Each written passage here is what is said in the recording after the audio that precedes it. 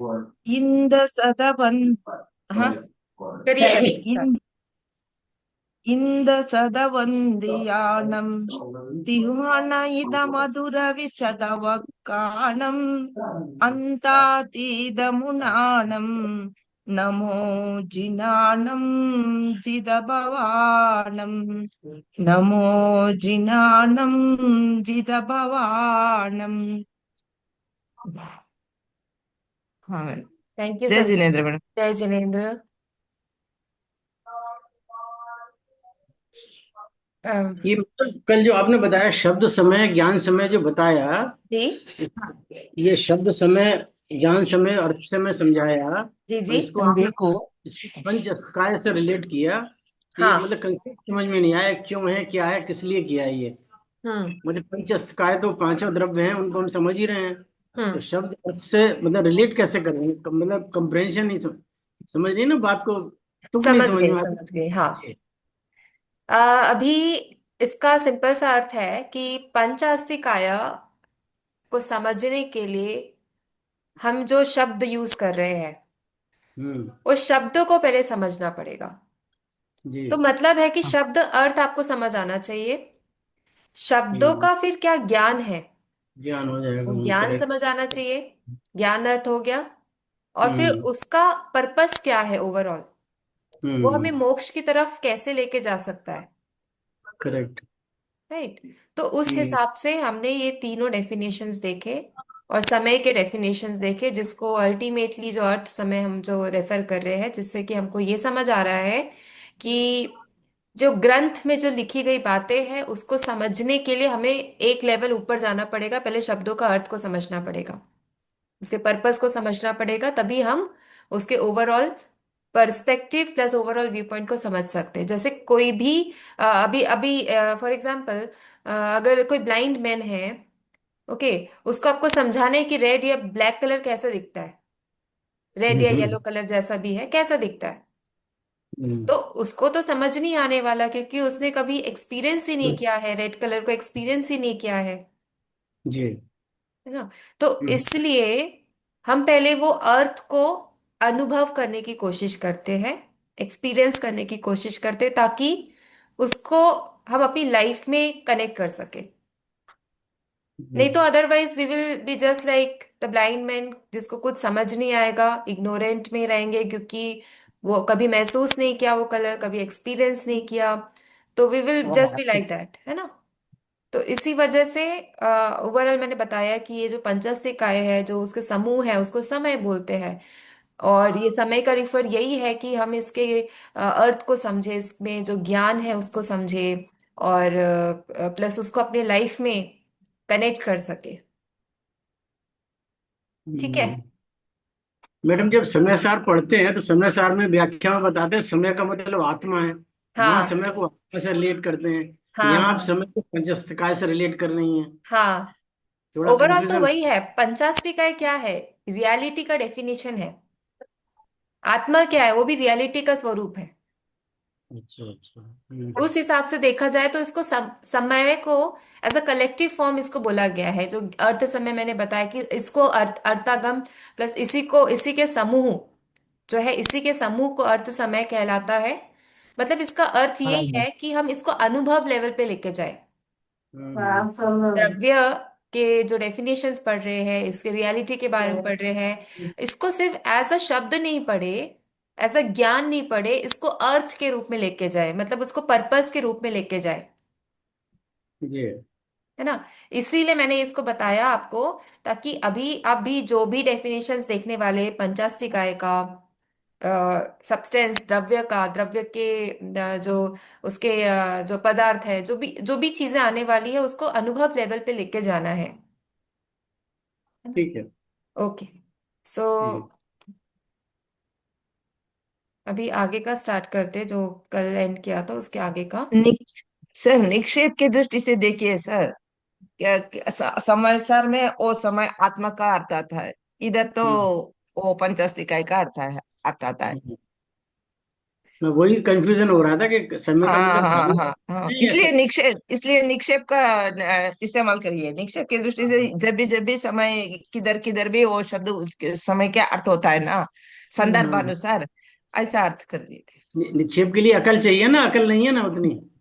आप में अकल नहीं है तो आपको फिर हम है। तो आपको है सर।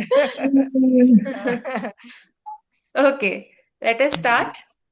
जी हाँ जी मैडम। मैडम। हम लास्ट क्लास में पढ़ रहे थे पंचास्तिकाय के बारे में। मैंने आपको सिंपल सा सरल सा डेफिनेशन दिया पंचास्तिकाय। इसका अर्थ है पांच ऐसे द्रव्य जो वास्तव में अस्तित्व रखते हैं। रियल एग्जिस्टेंस है इसका। और जब रियल एग्जिस्टेंस को समझना है तो अनुभव की जरूरत होती है। और इसीलिए मैंने बताया कि पंचास्तिकाय को अर्थ समय और समय भी बोला जाता है। तो ये पंचास्ति काय में पांच द्रव्य आते हैं जो कि बहुत इंपॉर्टेंट है। वो है जीव, पुद्गल, धर्म द्रव्य, अधर्म द्रव्य, आकाश द्रव्य। ये सबकी सत्ता है। सत्ता माने वास्तविकता। तो मैंने उसके बाद द्रव्य और सत्ता के बारे में बताया। आज जो हम देखने वाले हैं वो है कि पंचास्ति काय जो है वो लोक में है, यानी यूनिवर्स स्पेस में है। जो जितने भी पंचास्ति काय प्लस काल, ये लोक में इसका संबंध है। और आलोक की जब मैं बात कर रही थी, यानी जब लोक खत्म होता है उसका जो विस्तार रूप है आलोक, वहां पे सिर्फ आकाश द्रव्य ही वहां पे हमको पाया जाता है।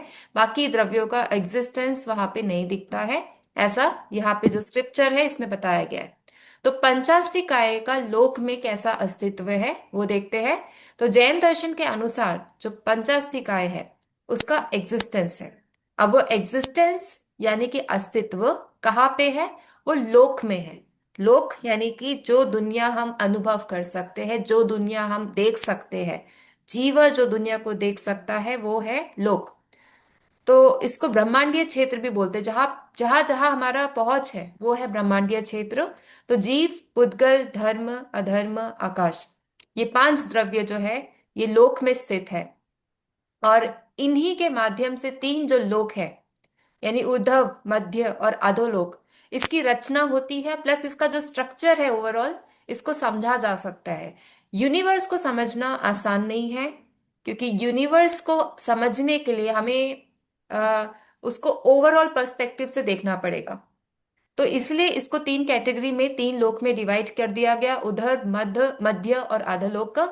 और इसीलिए इस लोक को पंचास्तिकाय से भरा हुआ भी कहा गया है कि ये लोक जहां भी हमारी पहुंच है, जहां जहां ये लोक को डिफाइन किया जा सकता है, वो सब जगह पंचास्तिकाय की अवेलेबिलिटी है या पंचास्तिकाय का अस्तित्व है।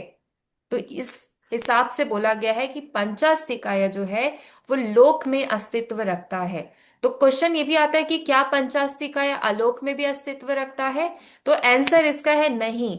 सारे हम्म, जो जीव है, पुद्गल है, उसका अस्तित्व नहीं होता है आलोक में। सिर्फ यहाँ पे आकाश का अस्तित्व पाया गया है। जो आकाश है वो विस्तार रूप में आता है। विस्तार रूप यानी कि एक्सपेंडेड फॉर्म में आता है। अभी तक जो आकाश का यहाँ पे जो फैला हुआ है, जो आकाश जो अवगहन अवगहन में जो हमको हेल्प करता है वो यहाँ पे फैला हुआ है। बट आलोक में भी वो विस्तार रूप में फैला हुआ है। ऐसा जो द्रव्य ये जो पंचास्तिकाय ग्रंथ है यहाँ पे बताया गया है। अब इसके बाद नेक्स्ट पॉइंट है कि गुण और पर्याय के साथ द्रव्य की एकता।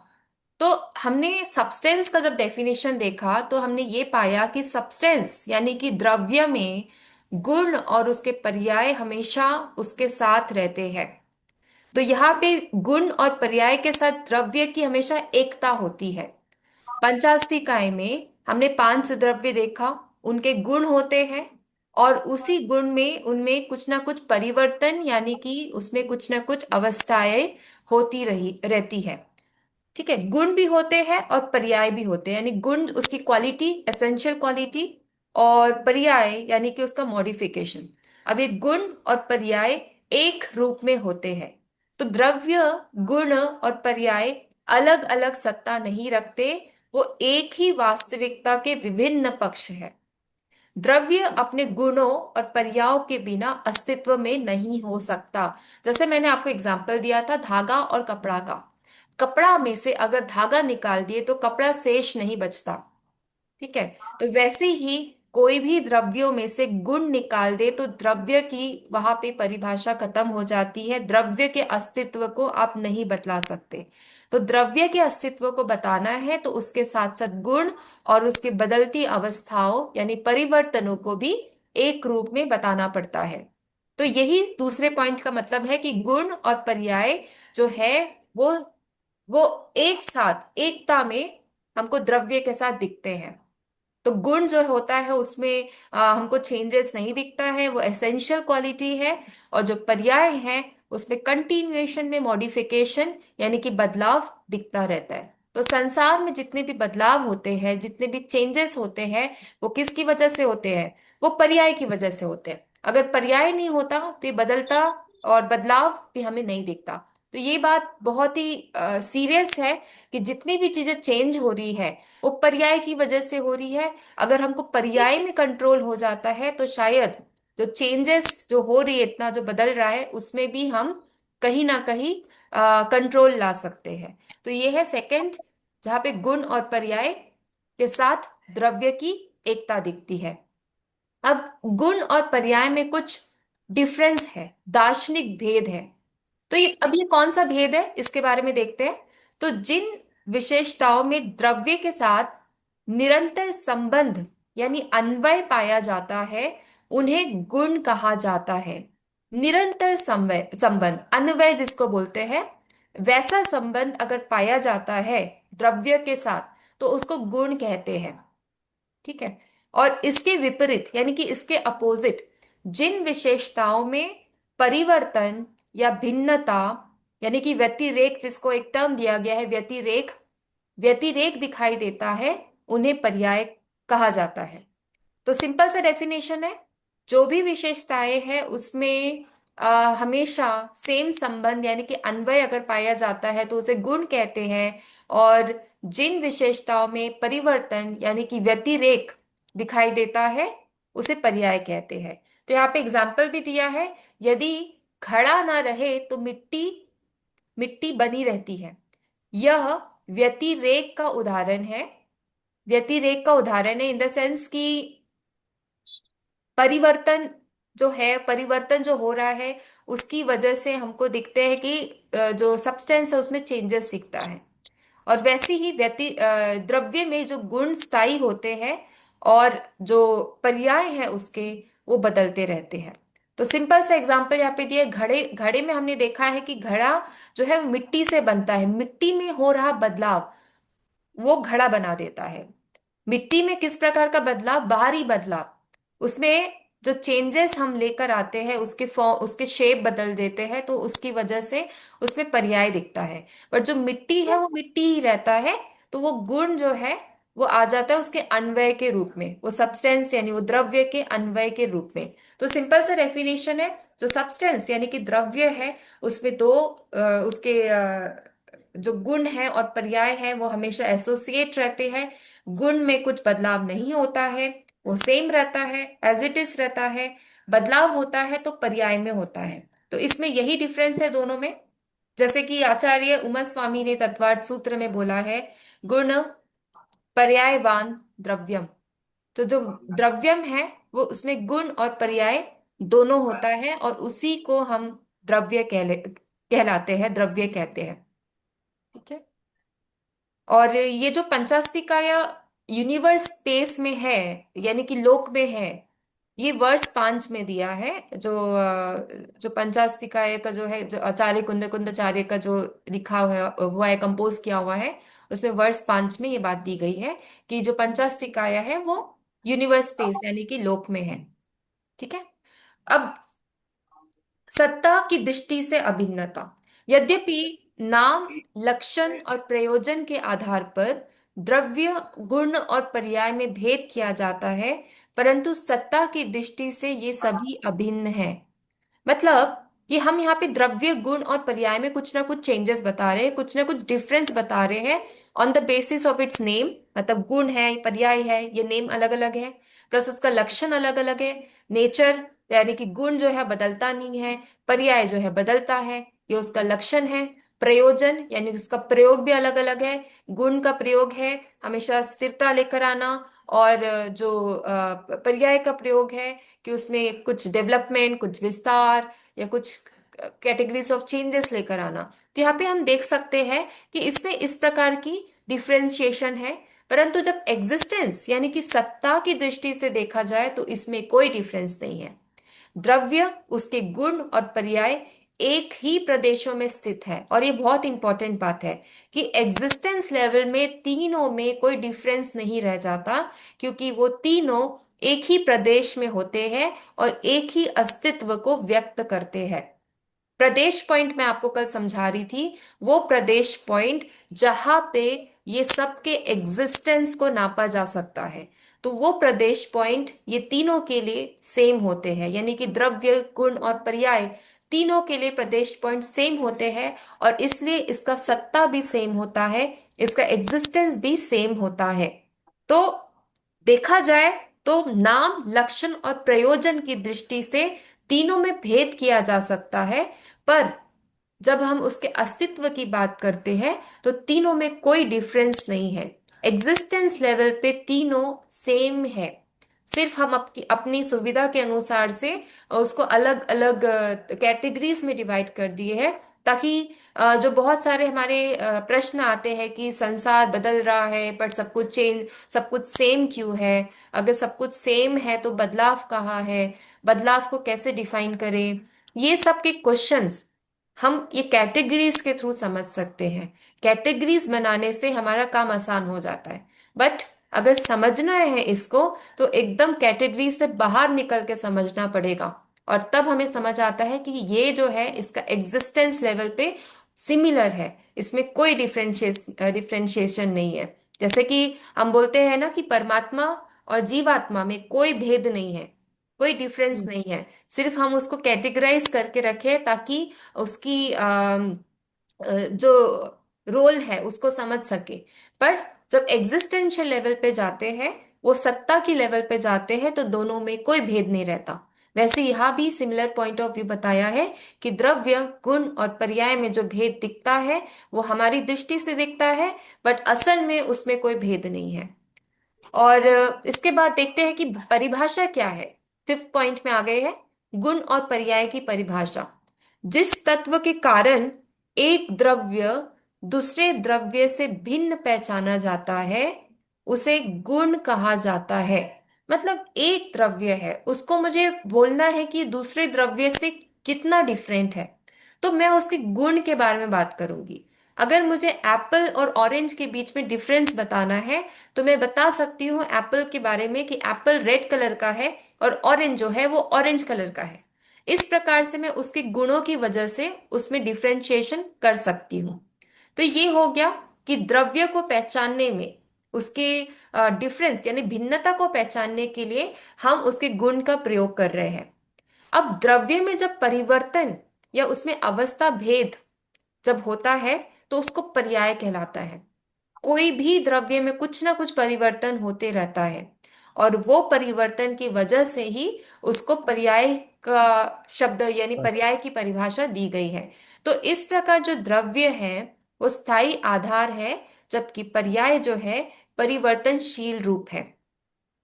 तो गुण की वजह से उसमें स्थायिता यानी कि स्थिरता दिखती है, पर जो पर्याय है उसकी वजह से उसमें परिवर्तनशीलता दिखती है। अब ये जो स्टेटमेंट है इससे हमारे काफी सारे डाउट्स क्लियर हो जाते हैं। सबसे पहला डाउट तो यही था कि बदलाव किस प्रकार से होता है। तो बदलाव जो है वो पर्याय की वजह से होता है, मॉडिफिकेशंस की वजह से होता है। ठीक है, जैसे अभी एक एप्पल का एग्जांपल ले लेते हैं। एप्पल बाहर से अगर रेड दिख रहा है, ठीक है, पर स्टिल आप उसका एज नहीं बता सकते हो, उसको ये नहीं बता सकते हो कि कितना पुराना है, कितना दिन में वो खराब हो रहा है। वो इसलिए नहीं बता सकते हैं कि अंदर से उसमें हमेशा परिवर्तनशीलता होती रहती है, अंदर से उसमें चेंजेस होते रहता है। जब एप्पल काट के देखते हैं तो पता चलता है कि वो कितना खराब हुआ है। वैसे ही संसार भी हमको एज इट इज हर रोज दिखता है, ऐसा लगता है कुछ बदलाव नहीं हो रहा है, बट अंदर ही अंदर उसमें कुछ ना कुछ परिवर्तन होते रहता है जो कि हम अपने लिमिटेड परसेप्शन से नहीं देख पाते। जब उसके डेप्थ में यानी कि उसके गहराई में जाएंगे, तभी हमको समझ आएगा कि कितना परिवर्तन हो रहा है, और कितने एज हो गए हैं, और कितनी लाइफ है। ये सब चीजें हमको समझ आती है जब हम उसके डेप्थ में जाते हैं। तो इससे ये क्लियर हो जाता है कि गुण और पर्याय कितना इंपॉर्टेंट है, और इसमें जो डिफरेंस है उसकी वजह से हम अस्तित्व को देख सकते हैं, अस्तित्व को समझ सकते हैं। बट ओवरऑल पर्सपेक्टिव्स में यानी कि एग्जिस्टेंशियल लेवल में दोनों में कोई डिफरेंस नहीं है। और जो आचार्य उमा स्वामी ने जो तत्वार्थ सूत्र में स्पष्ट कहा है कि जिसमें गुण और पर्याय हो वही द्रव्य है, ये जो है, ये जो सूत्र है, वो जैन दर्शन की मूल तत्व मीमांसा को संक्षेप में व्यक्त करता है।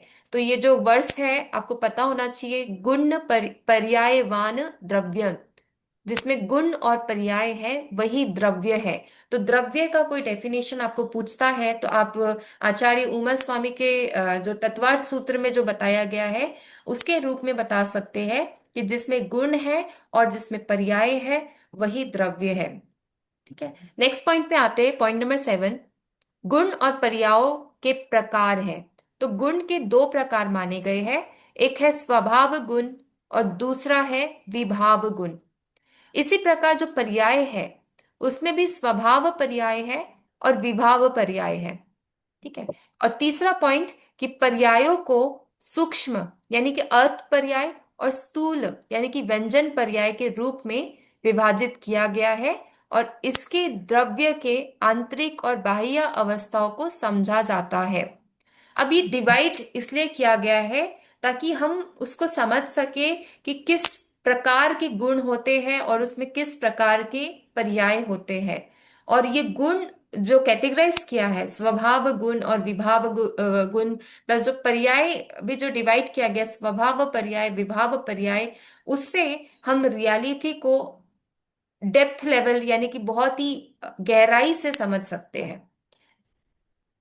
अब इसमें एग्जाम्पल भी देखेंगे ताकि हमको समझ आए कि एग्जैक्टली ये स्वभाव और विभाव क्या है।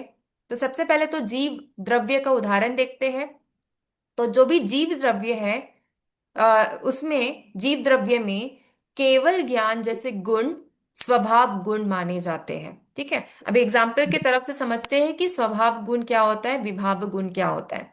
तो जो भी जीव द्रव्य है उसमें केवल ज्ञान जैसे गुण जो होते हैं स्वभाव गुण माने जाते हैं। हम जीव है, हमारी आत्मा को ज्ञान है जिसको आत्मज्ञान बोलते हैं। अब वो आत्मज्ञान जो है, वो जो केवल ज्ञान जो है, वो स्वभाव गुण माने जाते हैं। और जबकि जो इंद्रिय ज्ञान जो होता है, जो हमको इंद्रियों से जो ज्ञान हो रहा है, सेंस परसेप्शन से जो ज्ञान हो रहा है, अभी हर रोज कुछ नया देखते हैं, सड़क पे कुछ नया देखते हैं, और कुछ नया बोर्डिंग होर्डिंग कुछ नया दिखता है। तो ये इंद्रिय ज्ञान से जो भी गुण हमको मिल रहा है, या जो भी ज्ञान हमको मिल रहा है, वो विभाव गुण होता है। तो सिद्ध अवस्था जीव की स्वभाव पर्याय है, जबकि मनुष्य या नरक आदि गति में जन्म लेना उसकी विभाव पर्याय है। तो मतलब एक तो आप पहले ये समझ लीजिए कि जो गुणों में हमने डिफरेंस कर दिया, स्वभाव गुण मतलब जो एक्चुअल गुण है वो स्वभाव गुण है, और जो एक्चुअल नहीं है बट जो कि हमें लगता है ये गुण है बट वो होता नहीं है, यानी कि इंद्रियों से जो हमें ज्ञान प्राप्ति हो रही है उसको विभाव गुण में बोल दिया गया है। वैसे ही पर्याय में भी यहाँ पे दो पॉइंट बता दिया गया है कि सिद्ध अवस्था में जो जीव है, सिद्ध हो गया है, वो सिद्धि प्राप्त हो गई है, वो जीव जो है स्वभाव पर्याय है। और जब मनुष्य या नरक आदि गति में जन्म लेना उसका विभाव पर्याय है। मतलब इसका स्पष्ट मतलब यही है कि उसका नेचर नहीं है कि वो नरक आदि में जन्म ले, बट हो रहा है क्योंकि पर्याय, जो पर्याय का रोल है, पर्याय स्वभाव का रोल है, उसकी वजह से हो रहा है। मतलब दुनिया में अगर जो मॉडिफिकेशन जो हो रहे हैं, अगर चेंजेस जो हो रहे हैं वो नियम के अपोजिट हो रहे हैं, तो उसको आप विभाव बोल सकते हो। और जो चेंजेस आपको नियम के अनुसार जो दिखते हैं उसको आप स्वभाव के तौर पे बोल सकते हो। तो बहुत सारे चेंजेस है जो स्वभाव के तौर पे हो रहे हैं, तो उसको आप ये स्वभाव दृष्टि से समझ सकते हैं। और चेंजेस जो कि अपोजिट फॉर्मेट में हो रहे हैं उसको विभाव। जैसे अभी एग्जाम्पल के तौर पे क्लाइमेट चेंज, क्लाइमेट चेंज बहुत बड़ा टॉपिक है, और ये टॉपिक में हम देखते हैं कि विभाव पर्याय बहुत जोरों शोरों से इसमें काम कर रहा है। यानी हमको ऐसे ऐसे परिणाम दिख रहे हैं जिसकी हम कल्पना भी नहीं कर सकते थे, क्योंकि यहाँ पे विभाव पर्याय है, वो मॉडिफिकेशन है जो कि नियम अनुसार नहीं है। ठीक है। तो इससे एक क्लैरिटी हो जाती है कि हम रियलिटी को अगर समझ रहे हैं, एग्जिस्टेंस को समझ रहे हैं और सत्ता को समझ रहे हैं, तो उसको समझने के लिए कैटेगरीज का उपयोग बहुत ही ज्यादा है। स्वभाव परिणाम, विभाव परिणाम, इसको समझना बहुत ही इंपॉर्टेंट है, जिससे हम पता कर सके कि कौन सी चीज हमारे कंट्रोल में है और कौन सी चीज हमारे कंट्रोल से बाहर है। ठीक है, इतना क्लियर है? आप सबको कोई डाउट यहाँ तक? मैम एक जिज्ञासा है मेरी कि हम तो अभी डिविजन आप बता रहे हैं स्वभाव का, विभाव का, पर्याय का, जबकि यहाँ पर पूर्व में आचार्य ने ये कहा कि इन तीनों का अस्तित्व सेम है। हाँ। तो इतने चेंजेस के साथ कैसे एक मतलब द्रव्य गुण पर्याय को सेम लाइन में डाला, अस्तित्व सेम है करके, सत्ता और उनका अस्तित्व, एग्जिस्टेंस दे आर सेम, जबकि पर्याय में इतने चेंजेस हैं और गुण में भी हम देख रहे हैं देयर आर चेंजेस। हम्म। तो फिर किस अपेक्षा से पूर्व में तो सेम बता दिया और अब यहाँ पर अब we are taking the difference of each and everything. हाँ, तो देखिए, हाँ। मतलब आप एक तरह की से समझ लीजिए कि हम्म। अस्तित्व सेम होने के बाद भी हम हम्म। हमारे अंदर गति हम्म। है ना। अस्तित्व सेम होने के बाद भी हमारे अंदर कुछ ना कुछ बदलाव दिखता है। हम्म। ठीक है। और जो भी बदलाव दिखता है वो नोटिसेबल भी है, नॉन नोटिसेबल भी है। मतलब हम उसको ओके। परख भी सकते हैं हाँ, और उसको जैसे नहीं भी एप्पल का परख सकते एग्जांपल, हैं। यस, जैसे हाँ। आपने एप्पल का बोला ध्यान में आ रहा है, नहीं कभी कभी हम जान भी नहीं सकते हैं। हाँ, यस। हाँ। कभी कभी बट हमें फिर पता भी नहीं है। अस्तित्व का मतलब दिखना चाहिए ना, मतलब वो वाली बात नहीं है नहीं, यहाँ, ऐसा नहीं है कि नहीं। अस्तित्व का ऐसा नहीं। मतलब, देखिए अभी सिंपल सा एग्जांपल बताती हूँ। हम्म। सपोज सपोज एक जंगल में, हम्म। ठीक है, मतलब एक उदाहरण ही है कि जंगल में कोई बात मोर नहीं, नाचे हाँ। किसने देखा। हाँ। राइट। तो अगर हाँ। जंगल फॉरेस्ट में अगर मोर है और इट इज हम्म। डांसिंग, आप वहां पे हम्म। अवेलेबल नहीं हो, तो क्या ये मतलब है कि the peacock is not dancing? नहीं, ये तो वो नहीं है। है ना, अस्तित्व में हाँ, है ना। है आप उसको अस्तित्व नहीं में। देख पा रहे हो, ठीक है, बट कोई और तो देख रहा है ना। हम्म। किसी और की दृष्टि से तो वो सच है। अभी हम्म। इस क्लास में आप सब लोग प्रेजेंट हैं, आप सब लोग पढ़ाई हम्म। कर रहे हैं, ठीक है। अब कोई प्रेजेंट नहीं है तो उसको तो नहीं पता ना यहाँ पे क्या हुआ। वो समझ में आया मैम। हाँ। बट सब तीनों सेम है बोल रहे हैं ना, वो सेम कैसा हुआ करके, वो समझ में आया, हमको नहीं दिख रहा है, वो स्वभाव विभाव से भी समझ में आ गया पॉइंट। हमको नहीं दिख रहा है तो वो मतलब क्या है ना, यहाँ ये बताया था कि जो मतलब तीनों का प्रदेश सेम है, आई मीन। प्रदेश से में मतलब हाँ। कहाँ पे वो हाँ। रखा गया है, दैट इज सेम। हाँ। सपोज एक टेबल में हम्म। मैंने एप्पल एंड ऑरेंज दोनों को रख दिया, हम्म। तो प्रदेश इज लाइक अ टेबल। ठीक है। ओके। मैंने हम्म। प्रदेश में उन दोनों को रख दिया, मतलब उनका प्रदेश सेम है, but hmm. Apple is different, orange is different. दोनों अलग अलग द्रव्य है। ओके, अब समझ में और आया, अब एप्पल सब। का गुण अलग है, ऑरेंज का गुण हम्म। अलग है। एप्पल का पर्याय अलग है, ऑरेंज का पर्याय अलग है, दोनों द्रव्य अलग अलग है, बट प्रदेश उनका सेम है। हाँ। मतलब हाँ, एक बस ही वही प्रदेश प्रदेश में वाली उसको डिफरेंस रखा है। गया है। ओके, एक ही प्रदेश में जब रखते हैं तब सेम है, हाँ। बदलते हैं उसके बाद उसका और डिफरेंसेस हो क्योंकि जाता एक ही प्रदेश है, इसलिए उसके जो अस्तित्व है, उसकी है। एग्जिस्टेंस, हम्म। उसको हम सेम मान के चलते हैं। ओके। ठीक है। हम्म। Thank you ma'am. हाँ, अनिल जी अनम्यूट कर लीजिए, कुछ बोल रहे हैं तो। मैं कह रहा था अगर पर्याय चेंज होगी तो गुण भी तो चेंज होंगे, जो उसके साधारण गुण है वो तो चेंज होंगे ना। गुण तो गुण भी दो चेंज, तीन। हाँ, गुण तो उसका अगर स्वभाव है तो वो चेंज नहीं होगा। गुण स्वभाव क्यों चेंज। चेंज होगा? गुण तो हाँ, व्यवहार। एसेंशियल है ना, इसलिए तो उसको परिभाषा में दिया गया कि वो चेंज नहीं होते। सिर्फ हम्म। जो चेंज होता है उसका डेफिनेशन क्यों पर्याय है। हम्म। मतलब हम खुद को ही देख लेते हैं, अभी अस्तित्व की बात कर रहे हैं तो खुद से ही शुरू करते हैं। हमारे हम्म। अंदर जो आत्मा है उसमें बदलाव नहीं होता है, वो क्योंकि गुण है। बट जो हम्म। बदलाव हो रहा है, हमारा शरीर बदल रहा है, वो पर्याय है हम्म। ना, इस नहीं तो दृष्टि से देखें। हम्म। हम ये कहते हैं पर्याय के साथ गुण बदलते हैं, तो सेंटेंस सही है या गलत है? पर्याय के साथ भी तो गुण बदलते हैं। नहीं, हो सकता है पर्याय वो व्यवहार। गुण नहीं बदलता है, गुण सेम रहता है। अभी तो जैसे मैडम, घड़े, घड़े का एग्जांपल दिया ना, मिट्टी तो मिट्टी रहेगा, है हम ना। दूसरा एग्जाम्पल दे रहे हैं, पानी का एग्जाम्पल दे रहे हैं। पानी हाँ को हमने गर्म किया तो हाँ स्टीम बन गई, तो गुण हाँ। चेंज हो गया कि नहीं? वो गर्म हो गया, पानी जहाँ ठंडा था और हम्म उसमें गुण गुण चेंज हो गया ना। तो हम्म वो मतलब अभी वो गर्म हो गया वो, तो गुण हम्म। चेंज हुआ कि नहीं? नहीं, थोड़ी टाइम रखे तो वो फिर वापस उसी के समझी नहीं आता है ना ठीक है। सर। ठीक, उसका वो ही स्वभाव गुण है। जो है। नहीं नहीं, ये तो जानना चाह रहा हूँ, उसका स्वभाव है हाँ वो तो सेम रहा। हाँ। स्वाभाविक गुण जो है वो स्वभाव तो भी सेम सेम रहा। रहा, हाँ, हाँ तो दूसरा गुण है वो तो जो गर्म हो गया, वो तो हाँ। गुण चेंज हुआ ना। तो हम ये नहीं कह सकते कि गुण चेंज नहीं हो रहे हैं, गुण तो चेंज हो रहे हैं ना। नहीं, तो वो इसको उसको पर्याय। सेम नेचर में अगर चेंज हो, मतलब सेम नेचर में दिख रहा है ना, अगर वो स्टीम भी बन रहा है तो उसका नेचर तो सेम है ना। ऐसा तो नहीं कि वो पानी से मिट्टी बन गया, रहता तो अल्टीमेटली वो पानी ही है, नहीं, तो प्रोसेस में गुण, चेंज हो रहा है। तो गुण चेंज नहीं हुआ। पानी को हमने गर्म किया तो गर्म हम्म। हो गया, तो गर्म गुण चेंज नहीं हुआ। रहता तो पानी ही है ना वो, उसमें स्वभाव नहीं। आ रहा है, मतलब पर्याय आ रहा है ना कि आपने उसको चेंज किया, मॉडिफाई किया पानी को। ठीक हम्म है, पानी को कंटेनर में डाला, अब उसने, पानी ने कंटेनर का शेप ले लिया, हम्म। तो हम ये तो नहीं बोले कि पानी का शेप ये है। हम ये तो नहीं बोलेंगे कि पानी का जो है वो शेप जो है आज स्क्वायर है, पानी का शेप कल रेक्टेंगल था। इसको हम क्या कहेंगे? जैसे पानी गर्म हो गया, हाँ, तो जो गर्म वाला गुण आया उसको हम गुण नहीं बोलेंगे।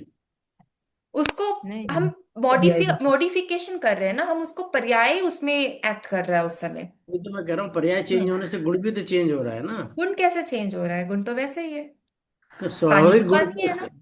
नहीं, हाँ जो इनहेरेंट गुण है वो तो सेम रहा, लेकिन बाकी अपेरेंटली जो फिजिकल गुण है ना वो तो हाँ चेंज हो रहा है। हाँ। तो इसलिए मैंने तो यहाँ पे बताया, गुण के भी स्वभाव एंड विभाव गुण है, जो हमें हाँ, तो दिखता है कि वो चेंज हो रहा है, but ultimately that is same. तो हम ये कह सकते हैं ना मैडम, वही तो मैं, हाँ स्वाभाविक गुण सेम रहता है लेकिन व्यवहारिक गुण चेंज हो जाता है। हाँ, ये मतलब कैसे? ऐसा ऐसा चेंज नहीं होगा, हमें दिखता है वो कि चेंज हो रहा है, बट अल्टीमेटली सेम। लाइक वेदांत में जो एग्जाम्पल दिया है ना, सांप का, रस्सी का, हमारे इल्यूजन की वजह से जो रस्सी है वो हमें एज अ सांप दिखता है हम्म। अंधेरे में, बट अल्टीमेटली वो जो रस्सी है वो रस्सी ही रहता है और सांप नहीं रहता है।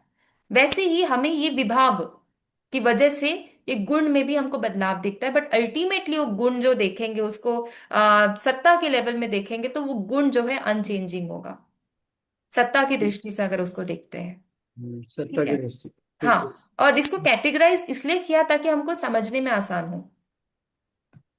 हम्म क्लैरिटी के लिए हम कोई भी चीज कैटेगराइज करते हैं क्लैरिटी के लिए। यानी कि अगर हम ये भी कैटेगराइज करें कि एनिमल्स है वो चार पैरों वाले हैं, ह्यूमंस है वो दो पैरों वाले, ये क्यों कर रहे हैं, हमको क्या जरूरत है, हमारी इजी के लिए, हमारी कंफर्ट के लिए हम ऐसे कैटेगराइज कर देते हैं कि हम्म। बाद में जरूरी नहीं है कि वो कैटेगरी एज इट इज ही रहेगी, हम उसमें भी कुछ बदलाव ला सकते हैं। कल को जाके अगर कोई जानवर चार पैर से दो पैर वाला हो गया, तो हम क्या बोलेंगे उसको, इंसानों जैसे बिहेव करने लगा तो हम क्या बोलेंगे उसको, जानवर ही बोलेंगे या उसकी कैटेगरी चेंज कर देंगे। जानवर ही बोलेंगे। जानवर ही बोलेंगे, बट वो तो अभी इंसानों हम्म। जैसा हो गया ना, उसमें पर्याय में देखा जाए तो पर्याय बदल अब गया। उसके हाथ है, उसके पैर है, वो इंसानों जैसा बोल रहा है। कल वो जानवर था जो इंसान है, तो उसकी कैटेगरी तो हम चेंज कर दिए ना, अभी हमने अपनी कंफर्ट के हिसाब से चेंज कर दिया क्योंकि उसमें पर्याय हो गया, यस। हम्म है ना।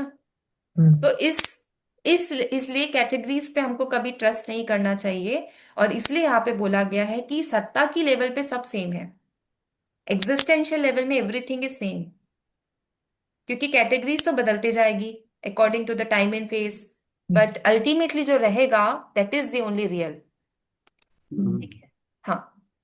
ओके। मैम, इसमें आपने जीव का एग्जांपल लूं तो द्रव्य, आत्मा तो द्रव्य है, मूल द्रव्य है। हम्म हाँ, और पर्याय तो मेरे अंदर जो चेंजेस है, hmm right. Hmm. So what's the गुण? गुण में आपने गुण आत्मा को कहा था, तो वो आत्मा तो द्रव्य रहेगी ना मैम। आत्मा द्रव्य है, बट आत्मा का ज्ञान, हाँ, ज्ञान ही गुण है ना, जो ज्ञान ज्ञान का है वो तो तो गुण ज्ञान। है। वो ज्ञान और आत्मज्ञान जो, दर्शन हाँ। क्या है? यस, शुद्ध आत्मज्ञान क्या है? ज्ञान है ना वो। अब यस। उसमें जो हमें जो कर्मों के बंधन हो रहा है उसकी वजह से हमारा जो नॉलेज है वो ऐसा लगता है इग्नोरेंट स्टेज में, but that is yes. Just an ignorance. Yes. ठीक है। अभी जीव द्रव्य के उदाहरण के बाद देखते हैं नेक्स्ट पुद्गल द्रव्य का उदाहरण। तो पुद्गल द्रव्य में शुद्ध अणु के रंग आदि स्वभाव गुण होते हैं। जो उसके शुद्ध अणु है उसके रंग ये सब उसके स्वभाव गुण होते हैं। दो या अधिक अणुओं के संयोग से बने स्कंध में पाए जाने वाले रंग आदि विभाव गुण कहलाते हैं। शुद्ध अणु के रूप में रहना पुद्गल की स्वभाव द्रव्य पर्याय है, जबकि स्कंद बनना उसकी विभाव द्रव्य पर्याय है। तो कल ही अनिल जी बोल रहे थे स्कंदों के बारे में कि स्कंद होते हैं यानी कि एसोसिएशन होता है एटम का, और उसका डिसोसिएशन भी होता है स्कंदों की वजह से। तो यहाँ पे जो पुद्गल द्रव्य के बारे में बताया है कि पुद्गल द्रव्य में अगर शुद्ध अणु है, मतलब यानी एक ही अणु है, उसका एक ही रंग है, तो वो स्वभाव गुण है। बट उसमें दो या दो से अधिक अणु है, उसके अगर संयोग होता है और उसमें अगर चेंजेस दिख रहे हैं, मतलब एक जो अणु है उसका रंग दूसरा है, दूसरा जो अणु है उसका जो रंग दूसरा है, तो उसमें क्या हो जाता है, उसमें द्रव्य पर्याय इस प्रकार का स्वभाव आ जाता है। तो जब आप पानी का एग्जाम्पल ले रहे हो, पानी में जो एक नॉर्मल टेम्परेचर में जो गुण है वो अणु का गुण डिफरेंट है। बट अगर जो स्टीम वाला जो पानी है उसमें वो जो अणु है उसका जो गुण है वो थोड़ा डिफरेंट है। अब आप दोनों एक दूसरे को जो दोनों को कंबाइन करते हो तो उसका जो स्वभाव हो जाता है वो द्रव्य, और उसमें जो उसका जो स्वभाव है वो पर्याय वाला स्वभाव है। यानी विभाव के रूप में उसका उसमें चेंजेस दिखते हैं, जिससे आपको लगता है कि क्या पानी चेंज हो रहा है, तो नहीं, पानी का गुण चेंज नहीं हो रहा है क्योंकि उसमें एसोसिएशन हो रहा है दूसरे द्रव्य के गुण का। मतलब थोड़ा सा क्लिक हो रहा होगा आपको, एकदम डीप लेवल पे जाएंगे, एक्सपेरिमेंटल लेवल पे जाएंगे तो समझ आएगा कि पानी में भी बहुत सारे अणु हैं, बहुत सारे अणु है ना। अब एक एक अणु जो है उसमें जो एक अणु है उसका जो स्वभाव है उसमें हमको दिखते हैं कि जैसे जैसे पानी गर्म होता जाता है, उसको बॉईल किया जाता है, उसके जो अणु है एक एक अणु में चेंजेस आते रहते हैं। ठीक है, बहुत ही बारीक दृष्टि से देखते हैं, एक एक अणु में चेंजेस आते रहते हैं, और उस पर्याय की वजह से हमको लगता है कि ओवरऑल पानी चेंज हो रहा है। बट उसमें एक अणु में पर्याय का रोल होता है और एक अणु में सेम जो है उसके पानी का गुण, यानी जो नॉर्मल टेम्परेचर में पानी का गुण है वो रह जाता है। तो इसी वजह से इसमें जो है दोनों दृष्टि से हम इसको देखेंगे, यानी स्वभाव की दृष्टि से भी देखेंगे प्लस विभाव की दृष्टि से भी देखेंगे। ठीक है, तो शुद्ध अगर अणु लेंगे तो उसका जो रंग है वो सेम रहेगा, सेम लेवल पे रहेगा, स्वभाव लेवल पे रहेगा। बट जब उसको और बहुत सारे अणुओं के संयोग में लेंगे तो उसमें जो उसका अणु है उसमें चेंजेस दिखेंगे बहुत सारे, विभाव गुण कहलाए, इसलिए विभाव दिखेंगे और इसलिए उसको विभाव गुण बोला जाएगा। ठीक है, तो जो शुद्ध अणु है उसके रूप में स्वभाव स्वभाव द्रव्य रहता है। पर जब उसमें जब बहुत सारे अणु हैं तो उसमें विभाव द्रव्य और द्रव्य पर्याय रहता है। ठीक है, क्लियर हो रहा है आप लोग को, इसमें कुछ कंफ्यूजन? इसमें होगा। ठीक है, अभी नेक्स्ट होता है सामान्य गुणों की भूमिका। अस्तित्व, क्रियाशीलता, जानने योग्य होना और अन्य द्रव्यों से भिन्न बने रहने की क्षमता जैसे सामान्य गुण सभी द्रव्यों में समान रूप में पाए जाते हैं। तो ये बहुत ही सिंपल सा स्टेटमेंट है, जो जनरल गुण है वो सभी द्रव्यों में जनरल लेवल पे रहेंगे। पंचास्तिकाय के पांचों द्रव्य इन सामान्य गुणों के साथ सत्ता को प्रकट करते हैं। मतलब जो भी पांच द्रव्य है उसमें कहीं ना कुछ सामान्य गुण है, और जिससे वो एग्जिस्टेंस यानी कि सत्ता को रिप्रेजेंट करते हैं, और इसी वजह से उसको अस्तित्वान कहा जाता है। कुछ ना कुछ उसमें है, जैसे मैंने बोला वो सेम प्रदेश में है तो भी एक बात है उसकी, जिसके वजह से उसको अस्तित्ववान कहा जाता है। तो ये है सामान्य गुणों की भूमिका, जिस वजह से हम उसको अस्तित्व की दृष्टि से देखते हैं। अब नेक्स्ट पॉइंट है अस्थि और काय का संयोजन। तो जो पांच द्रव्य है उनके अनेक प्रदेशों में व्याप्त होकर, मतलब बहुत सारे प्रदेश पॉइंट है, ठीक है, अनेक प्रदेशों में व्याप्त होकर तीनों लोकों को भर देते हैं। क्योंकि बहुत सारे प्रदेश पॉइंट है, बहुत ये पांच द्रव्य है जो कि फैले हुए हैं बहुत सारे प्रदेश पॉइंट पे, और इससे वो तीनों लोगों को भर देते हैं। तो जो अस्तित्व यानी कि जो अस्थि है, और जो प्रदेश व्यापकता यानी कि जो काय है, ये दोनों को अगर लेके चले तो इन दोनों में विशेषताएं होती है, और ये विशेषताओं के कारण ही इन्हें अस्थिकाय कहा जाता है।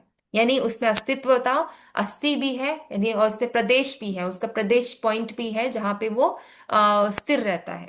तो इसकी वजह से उसको अस्थिकाय कहा जाता है, और इन्हीं पांच अस्थिकायों से मिलकर पंच अस्थिकाय की संकल्पना बन जाती है। अब जो काल द्रव्य है उसमें थोड़ा सा चेंजेस है, मैंने बताया। काल द्रव्य जो है केवल एक प्रदेश में स्थित होता है, यानी कि उसमें प्रदेश है बट सिर्फ एक प्रदेश में स्थित होता है, और इसलिए उसमें काय का लक्षण नहीं पाया जाता, मानिए वो फैल नहीं सकता। और ये जो काल द्रव्य है पंचास्थि काय में सम्मिलित नहीं किया जाता, और इसलिए उसको एक स्वतंत्र द्रव्य में माना जाता है।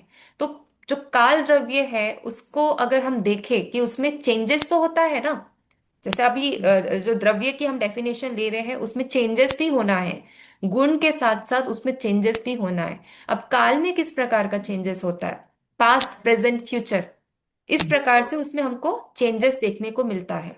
तो इसलिए उसको हम द्रव्य के रूप में ले सकते हैं, पर क्योंकि उसका प्रदेश पॉइंट बहुत सारा नहीं है, मतलब उस पे काय तत्व नहीं है, और इसलिए उसको अस्थि काय में नहीं ले सकता है। वो अस्थि है, काल अस्थि है, मतलब काल एग्जिस्टेंस में है, बट उसमें काय तत्व नहीं है, और इसलिए जो काल द्रव्य है वो स्वतंत्र द्रव्य है, पंचास्थि काय नहीं है, बट वो स्वतंत्र द्रव्य है। ठीक है, तो इससे हमें एक क्लैरिटी तो मिल जाती है पंचास्थि काय के द्रव्यों के बारे में, कि जो द्रव्य है, जो भी वस्तु तीन काल यानी कि भूतकाल, वर्तमान काल और भविष्य काल, ये तीनों काल में जो अपने अस्तित्व को बनाए रखते हैं उसे द्रव्य कहा जाता है। जैसे हम कल भी डिस्कशन कर रहे थे कि जो छह द्रव्य है वो एक साथ, मतलब संयोग के साथ रहते हैं, उनमें अ, स्वतंत्रता भी है, प्लस उनमें ऐसा भी गुण है कि वो साथ साथ रह सकते हैं बिना एक दूसरे के स्टेटस को डिस्टर्ब किए। तो यहाँ पे जितने भी द्रव्य हैं उसको तीन काल से हम नाप सकते हैं, यानी कि भूतकाल, वर्तमान काल और भविष्य काल, ये तीनों में हम उसके अस्तित्व को देख सकते हैं, और इसी वजह से उसको द्रव्य कहा जाता है।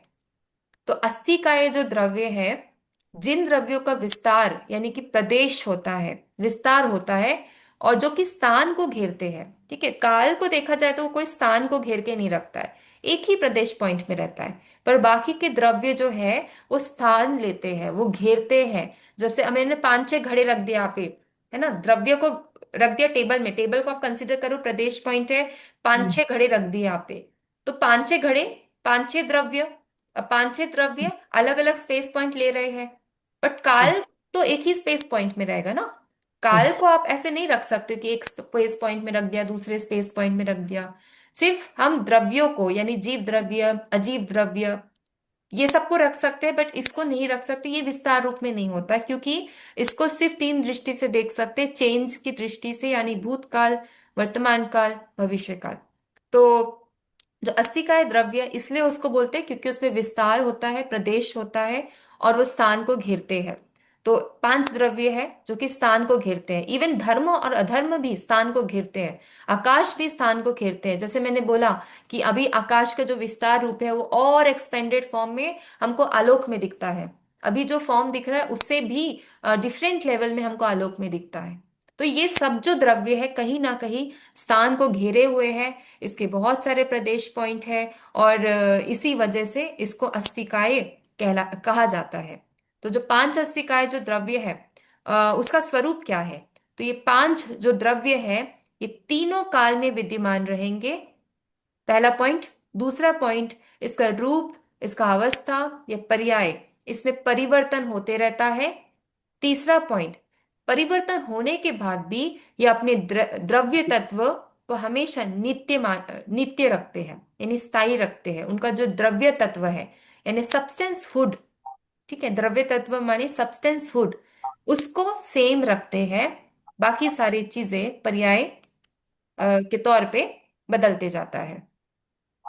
ठीक है, इतना क्लियर है आप सबको? 6 सब्सटेंस होता है, षड द्रव्य होता है, इसके बारे में बताया गया है पंचास्तिकाय में कि 6 द्रव्य होता है। 6 द्रव्य लोक जो है लोक में रहते हैं।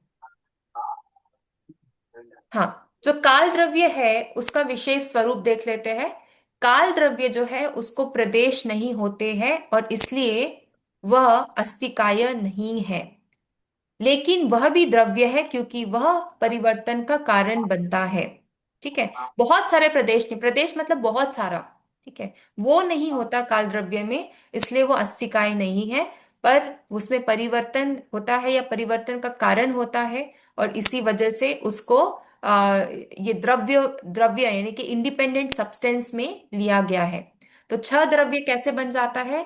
5 अस्तिकाय द्रव्य प्लस परिवर्तन का लक्षण रखने वाला काल द्रव्य, ये 6 मिलाकर हम षड द्रव्य का डेफिनेशन देते हैं।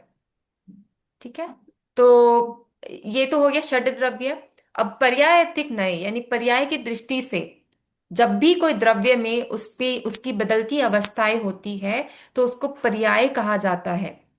ठीक है, तो और वही द्रव्य जब क्षणिक, अनित्य और नाशवान प्रतीत होती है तो उसको पर्यायतिक द्रव्य कहा जाता है। मतलब कोई भी द्रव्य की डेफिनेशन में पर्याय भी आता है, कोई भी द्रव्य की डेफिनेशन में नए भी आता है। द्रव्य की बदलती अवस्थाएं पर्याय हो जाती है जब द्रव्य की मूल स्वरूप में हम द्रव्य को देखते हैं, जब वो हमेशा नित्य रूप में उसको देखते हैं, अविनाशी रूप में उसको देखते हैं, तो वो द्रव्य की दृष्टि द्रव्य आर्थिक नय कहलाती है। तो इस 2 प्रकार से हम द्रव्य को समझ सकते हैं, एक द्रव्य आर्थिक नय से और दूसरा पर्याय आर्थिक नए से। ठीक है, तो इतना कंसेप्ट आप लोग को क्लियर है?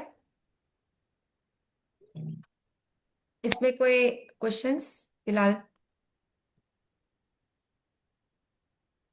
यहाँ पर नए लिया है मैडम, बस मतलब यहाँ पर नई की हाँ, अपेक्षा से स्टैंड हमको पॉइंट, हाँ लिखना मतलब पड़ेगा। स्टैंड पॉइंट किस स्टैंड दृष्टि से पॉइंट। आप उसको समझ रहे हो, दैट इज नए। स्क्रीन में कट रहा है मैडम, मैटर बहुत कट रहा है। क्या कट रहा है?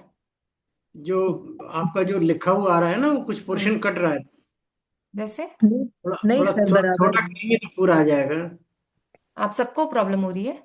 नहीं सर हाँ, बराबर है, सर बराबर है। मैंने अभी नहीं, स्क्रीन से अच्छा हाँ, देखी। ठीक है, ठीक ठीक ठीक। ठीक आ रहा है सर, हाँ। हाँ ठीक। छोटा करोगे तो आपको दिखेगा नहीं नहीं। नहीं नहीं नहीं, ठीक है, वो गलत था, मेरे ही गलत हाँ था वो, हाँ, ठीक है मैडम। ठीक है, ओके। और थोड़ा सा पढ़ लेते हैं, 5 मिनट कुछ। कहाँ थे हम लोग? छठ द्रव्य हो गया, ये हो गया। हाँ, यहाँ तक पढ़ लेते हैं, फिर लास्ट कवर, ये लास्ट स्लाइड पढ़ लेते हैं। ये हमारा एक सूत्र कंप्लीट हो जाएगा, ये जितने भी आज पढ़ रहे हैं ना लोक के बारे में, प्लस उसकी जो द्रव्य है उसकी विशेषताओं के बारे में, इससे 2 सूत्र हमारे कवर हो जाते हैं। ठीक है, तो काल द्रव्य की पहचान यानी काल द्रव्य का लक्षण कैसा होता है? जैसे धुआं आग की उपस्थिति को संकेत देता है, वैसे ही जीव और पुद्गल आदि द्रव्यों में होने वाला परिवर्तन काल द्रव्य की उपस्थिति का संकेत देता है। सिंपल सा एग्जांपल देते हैं, wherever there is smoke there is fire. इस प्रकार का एग्जांपल दिया है न्याय दर्शन में। न्याय दर्शन बोलता है कि जहां जहां धुआं है वहां वहां आग है, और जहां आग है वहां पे भी धुआं है।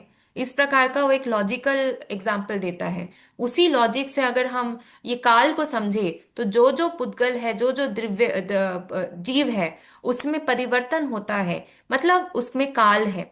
अगर काल नहीं है वहां पे तो परिवर्तन नहीं होगा। तो इस प्रकार से काल के लक्षण को समझा गया है, काल द्रव्य को पहचाना गया है। और जब भी परिवर्तन होता है, चेंज, क्योंकि हम जब भी कॉन्सेप्ट ऑफ टाइम पढ़ते हैं तो उसको हमेशा चेंज के साथ कनेक्ट करते हैं। टाइम एंड चेंज करके आप रिसर्च पेपर देखिए, बहुत सारे मिल जाएंगे, time and change, continuity of time, continuity of space, इस प्रकार के बहुत सारे पेपर्स दिखेंगे जिसमें बताता है कि जो काल है, जो टाइम है, उसको कहीं ना कहीं हम उसके चेंज के थ्रू डिफाइन करते हैं। तो परिवर्तन में काल की क्या भूमिका है? द्रव्यों में होने वाले सभी परिवर्तनों का निमित्त कारण काल द्रव्य है। निमित्त कारण मतलब वो कारण जो कि इंस्ट्रूमेंटल कॉज है। निमित्त कारण मतलब इंस्ट्रूमेंटल कॉज, जो उसकी नींव को रखता है, उसकी परिभाषा को बताता है, वो होता है इंस्ट्रूमेंटल कॉज। तो द्रव्य में जो भी परिवर्तन होता है वो इंस्ट्रूमेंटल कॉज है। और काल स्वयं कुछ नहीं करता, लेकिन उसके परिवर्तन के कारण हमें समझ आता है कि जो द्रव्य है उसमें चेंजेस है और द्रव्य है उसमें परिवर्तन है। मतलब काल स्वयं कुछ नहीं करेगा, बट उसमें जो परिवर्तन होते रहेगा वो अनिवार्य होता है। तो ये कुछ लक्षण है जिससे कि हम काल द्रव्य को पहचान सकते हैं। और ये भी बता सकते हैं कि जो भी द्रव्य है काल की दृष्टि से देखा जाए तो उसमें पास्ट प्रेजेंट फ्यूचर, ये तीनों का जो संबंध है वो होता ही है। कोई भी द्रव्य देख लीजिए, उसमें ये तीनों का संबंध, यानी कि पास्ट प्रेजेंट फ्यूचर, जो कि काल का लक्षण है, ये हमेशा रहता है और इसके थ्रू हम उसको पहचान सकते हैं। ठीक है, इतना ही करते हैं आज। तो हमने ऑलमोस्ट आज दो सूत्रों को कवर किया है। पहला कि जो सूत्र में बताया गया है कि 6 सब्सटेंस होते हैं, षड द्रव्य होते हैं, इस प्रकार से बताया गया है। और एक ये जो षड द्रव्य यानी जो पंचाशी काया है वो यूनिवर्स स्पेस लोक में होते हैं। तो वर्सेस 5 और 6, ये हमने आज कवर किया है, जिसमें हमने द्रव्य का डेफिनेशन देखा, पंचास्तिकाय का डेफिनेशन देखा, पंचास्तिकाय में जो भी द्रव्य है उसका डेफिनेशन देखा और उसके लक्षण देखे, प्लस जो पर्याय जो स्वभाव है, विभाव है, ये क्या होता है, निमित्त क्या होता है, ये कुछ कुछ जो टर्म्स है, इंपॉर्टेंट टर्म्स, उसका डेफिनेशन देखा। ठीक है, क्लियर है? कहीं डाउट? ओके। हम्म। इसमें ओके। मैम जो आपने कल नोट्स भेजा था ना, कल ही वो एक्सेस हुआ। हाँ, उसमें को कंप्लीट कंटेंट इंग्लिश में है मैम। सो फिर हम्म। वो पढ़ के करना बिट डिफिकल्ट फॉर अस। आप कौन सा वो बोल रहे हो वाला आप? अ, एक पूरा, इट्स क्वाइट बहुत बहुत सारे पेजेस वाला इंग्लिश में एक भेजा आपने। तो अच्छा। वो हाँ। हमारे लिए एग्जाम के तौर के लिए थोड़ा वो पढ़ के फिर ट्रांसलेशन करना, नहीं इट्स नहीं, एक टाइम एक सीरियस मिनट, मैंने कल है। तो कुछ नहीं डाला। कल नहीं भेजा, कल ही एक्सेस हुआ, कल ही ओपन हुआ है। अच्छा, कल एक्सेस हुआ आपको? हाँ कल हाँ, ही अभी हुआ मैंने हिंदी सबका। का डाला नहीं है ना। अभी जो मैंने हाँ आपको 2 दिन पहले जो लेक्चर ले रहे थे, जो नोट्स है वो इंग्लिश का हाँ नोट्स है। उसको मेरे हाँ। को अभी हिंदी में ट्रांसलेट करना है। वो ओके, ट्रांसलेट करके मैं क्वालिटी चेक करूंगी और उसके बाद में फिर आपको उसमें डालूंगी।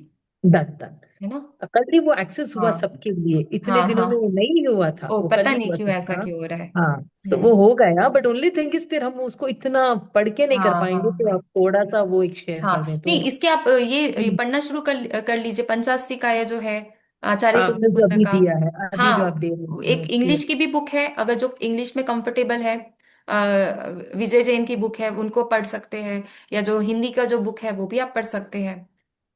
एक एक हिंदी जो, किसकी है मैम, उन्हीं की है? नहीं, वो उनका तो इंग्लिश में कमेंट्री एंड हाँ, ट्रांसलेशन है। हिंदी का भी है, हिंदी का भी मैं अपलोड कर देती हूँ ताकि आप वो बुक ही पढ़ अपलोड कर। लीजिए, ओरिजिनल सोर्स पढ़ लीजिए। बाकी जो भी पूरे नोट्स हैं वो मैं एक साथ फिर डाल दूंगी। हाँ यस यस मैम, वो आप शेयर कर दीजिए मैम, हम्म। हिंदी वाले थोड़ा नोट्स थोड़ा थोड़ा वर्सेस मुझे। पढ़ते रहेंगे तो क्लैरिटी आएगी ये हाँ द्रव्यों के बारे में। यस, उसके लिए मैम। सो हम्म। थोड़ा हम उसको देखेंगे तो हाँ ध्यान में आएगा। हाँ, कभी कभी क्या होता है ना कि ओरिजिनल हाँ टेक्स्ट से ज्यादा कमेंट्री पढ़ने में मजा आता है। हाँ, वो क्योंकि तो वो है हम ही समझ पाते, रिलेट कर पाते हैं। 100%, वो तो है हाँ, ही है, तो वो तो वो है भी ही। देखेंगे कि उसकी कमेंट्री हिंदी में कौन सी अच्छी अवेलेबल है।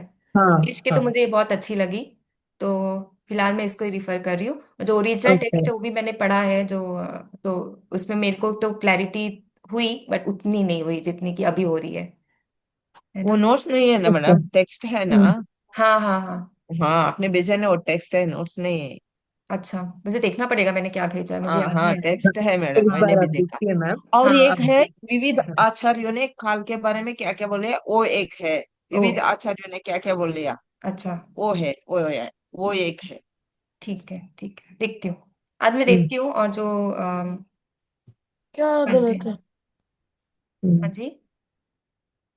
तो पंचास्ति का षड्द्रव्य से संबंधित आपने अभी तक जो पढ़ा है, I think this this is the, एक बार के लिए वो कंप्लीट हुआ ना मैम, आज जो हाँ आपने हाँ, जो किया है। आचार्य कुंद कुंद का है, उनके ही हाँ वो, वर्सेस हम ले रहे हैं। अच्छा उनका उन्होंने एक जो बार के लिए। वर्सेस रिफर किया है द्रव्य को समझाने के लिए, वो ओके। हम ले रहे हैं। मैडम आपने दो दो सूत्र बोले हैं ना, दो सूत्र, वो पंचास्तिका का पांचवा और सिक्सवा दो सूत्र है मैडम। हम्म। फिफ्थ और सिक्स वर्सेस आपको पढ़ लेने हैं एक बार। हम्म। हालांकि हम लोग ने 1 2 3 वर्सेस भी उसकी भी बात कर ली है, 4 5 फोर्थ वर्सेस भी कर लिया, मतलब हम लोग सीक्वेंस वाइज चल रहे हैं, हाँ। हाँ। है ना। हम्म। तो जिससे कि पूरी क्लैरिटी हो जाए, जो जो हमारा मेन पॉइंट है सिलेबस पॉइंट ऑफ व्यू से, वो सारी हम्म। पॉइंट्स कवर हो जाए। ओके। वो बहुत बहुत है। क्या? 173 सूत्र है, उतना नहीं 170 पढ़ना सूत्र है, है। उतना इतना पढ़ना नहीं ही नहीं पढ़ना है। है। जितना सिलेबस में है उसके हिसाब से ही पढ़ेंगे। तो जो जो द्रव्य हाँ। से से संबंधित इतना यहाँ तक है, यू मीन 1 to 6 जो सूत्र है वो नहीं द्रव्य नहीं, से मूल नहीं नहीं नहीं, अभी नहीं, अभी आगे भी है, कवर आगे किया भी है है, उसके हिसाब से है। ओ, आगे भी है। अभी नो आइडिया, देखिए, पंचायत का आइडिया सूत्र नहीं। मतलब शॉर्ट शॉर्ट वर्सेस में दिए हैं, उसका अच्छा। एक्सप्लेनेशन नहीं दिया ओरिजिनल टेक्स्ट में। आचार्य ने हाँ खुद बोला है वहां पे कि आप पहले तो ये वर्सेस को समझिए, और उसको ओके। एक्सप्लेनेशन ऑफ फिलोसफिकल जो एक्सप्लेनेशन है ना, आप उसको हम्म। खुद डिस्कशन करके उसको समझिए। तो वहां पे वर्सेस दे दिए फिलहाल तो, और जो कमेंट्री में उसका एक्सप्लेनेशन मिलता है, जो उनकी ओ, कमेंट्री दी गई है हाँ ना, बाकी के जो लोग आए बाद में जुड़े, हाँ उन्होंने हाँ। कमेंट्री में फिलोसफिकल एक्सप्लेनेशन दिया हुआ है। ओके। जो बट ओरिजिनल टेक्स्ट है उसमें एक्सप्लेनेशन बहुत ही लिमिटेड है, मुझे तो नहीं नहीं, मिला। हाँ आप लोग को शायद मिल जाए तो आप बता सकते हैं। ओरिजिनल में बस नहीं रहता वर्सेस है दिए मैम, हैं इतना उसमें। ही रहता है, ये ओरिजिनल हाँ, में छोटे छोटे इतना ही वर्सेस दिए, देते सूत्र दिए है, उसका मतलब क्या है वो बताया गया है। यानी जो मैं बता रही हूँ अर्थ समय के रूप में, वो दृष्टि से नहीं बताया गया, सिर्फ ज्ञान हैं। समय और उसके ही हिसाब से बताया गया कि this is a knowledge. Now how you take it, it is up to you. Hmm. हाँ, कितना सूत्र है मैडम, कितना सूत्र है? पढ़ने के लिए हमें, हाँ हाँ हाँ। वो तो आपको धीरे धीरे समझ आ जाएगा। 170 पूरा नहीं पढ़ना है, बस जो जो रहेगा मैं इंपॉर्टेंट में बता दूंगी। ठीक है।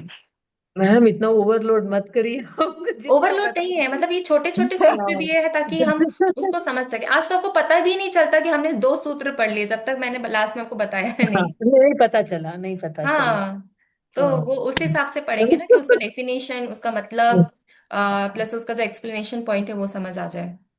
ठीक है, ओके मैम। प्रिया जी ऐसा मत समझिए, सूत्र भी अच्छा है, अच्छा रहता अरे है अच्छा वो है, सूत्र बताना हमें। हाँ, सूत्र हमें तीन पढ़ना। चार बार पढ़े तो सूत्र में ही अर्थ होता है। ओ, हमें अब पहले ऐसा समझ ऐसा लगता है मुश्किल, लेकिन तीन चार बार पढ़े तो सूत्र में भी हमें अर्थ आ जाता है, मालूम संध्या होता है जी अर्थ। सूत्र में एक्सपर्ट है, उनको अच्छे से आ हाँ जाता है, हम लोगों को प्रैक्टिस करना पड़ेगा सूत्र पढ़ने के आप लिए। लोग भी कभी ऐसे ऑनलाइन डिस्कशन प्रैक्टिस। करके सूत्रों, एक एक सूत्र हाँ। को ना फिलोसफिकली उसमें बात करिए, ओके। अलग अलग हाँ। तरीके से, तब उसमें और डेप्थ आएगा।